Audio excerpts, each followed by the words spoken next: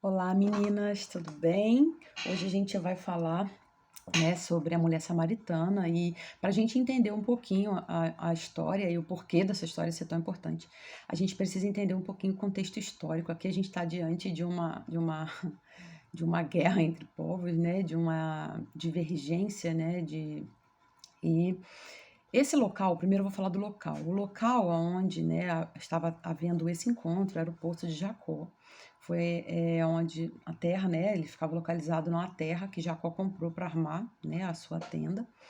E esse poço era um poço bem profundo, tá, com águas limpas e na região, né, a geografia do local, existiam muitos poços com águas mais salobras, mas esse não, era bem profundo, então ele tinha ali uma água bem pura, né? E esse local, né, ele foi deixado por Jacó para José, foi até o mesmo local no qual foi enterrado, né, os ossos de José, porque José ele morre no Egito, mas ele pede para que quando ele morresse, né, os ossos dele pudessem ser enterrados em outro lugar, lá, nesse local. E aí, ele, quando o povo sai, né, do Egito para o deserto, os ossos de José são levados juntos e são enterrados depois, né, de muitos e muitos anos, eles peregrinando no deserto, é enterrado nesse local. Esse poço, ele é um poço muito importante para os judeus também, porque é sinal da bondade, da graça do Senhor, mas ele está localizado num local que agora que ele é de posse, né, dos samaritanos. E aí a gente tem assim, uma dificuldade. Por quê? Em relação ao povo, né, os samaritanos, eles são mestiços, frutos de casamentos, né, de pagãos com algum remanescente, né, depois que os assírios conquistam, né, o Reino do Norte. E aí, então, assim, eles são considerados pelo povo de Israel, né, pelos judeus, como impuros. Então eles tinham essa rivalidade. Para você ter noção, alguns trajetos que precisavam cortar Samaria, eles não eram feitos, eles pegavam a rota mais longa para não ter que passar por Samaria. Então a gente vê que uma rivalidade muito grande entre, né, os povos. A gente vê até aquela passagem na qual, né, o samaritano, né, ajuda, e aí se você entender o contexto histórico, você vai ver por que é tão importante, né, ver um samaritano auxiliando aquele que está ali ao caminho. Então, assim, historicamente falando, existe essa rivalidade, né, entre judeus e samaritanos, e é muito bonito, né, é muito legal a gente ver que Jesus ele não se importa com isso. O texto diz que ele precisava passar por Samaria, e ali ele entra ali, e ele para nesse poço, e é um dos momentos raros no qual você vê Jesus sozinho, né, porque a maioria das vezes ele está rodeado de pessoas. E ali ele traça, né? Ele começa, né? Ele inicia esse diálogo com a mulher. E aí ele vai, conversa com ela, lhe pede água, e ali ele vai dizendo para ela o que ele queria fazer na vida dela, né? Ele começa a apresentar a ela que ele era a água da vida. Ele começa a apresentar que se ela bebesse da fonte da água da vida que era ele, ela nunca mais teria sede. E ele começa a mostrar. Mas uma coisa que eu acho muito interessante é o seguinte: a mensagem estava sendo mostrada para ela do que ele queria fazer na vida dela. Só que ele precisava tocar em pontos importantes, que era os erros dela, né? Aquela vida que ela estava vivendo, e aí ele pede, né, pergunta sobre o marido e tal, e ela diz que não tem, e ela não entra mais no assunto, e ele vira para ela e fala: Não, eu sei disso, eu sei que você não tem. E ele chega ali aonde é a dor daquela mulher, e ele conversa com aquela mulher. E aí é muito interessante porque a conversa vai rolando, rolando, rolando, e eles começam a chegar em pontos em relação à própria adoração, né? Quando fala. Mas vem cá, e a questão da adoração? É no Monte Gerizim? É lá em Jerusalém? Né? Aqui no texto é bem interessante quando começa, e eu acho muito, muito, muito legal quando Deus vira e ele fala, né, que não era assim. Ia chegar um momento em que isso aí seria uma questão pequena, uma questão muito pequena. Por quê? Porque ele estava preocupado não aonde ela ia adorar, mas como ela iria adorar. Ela não estava preocupada onde as pessoas, ele não estava preocupado onde as pessoas iam adorar, ele estava preocupado em como as pessoas iam adorar.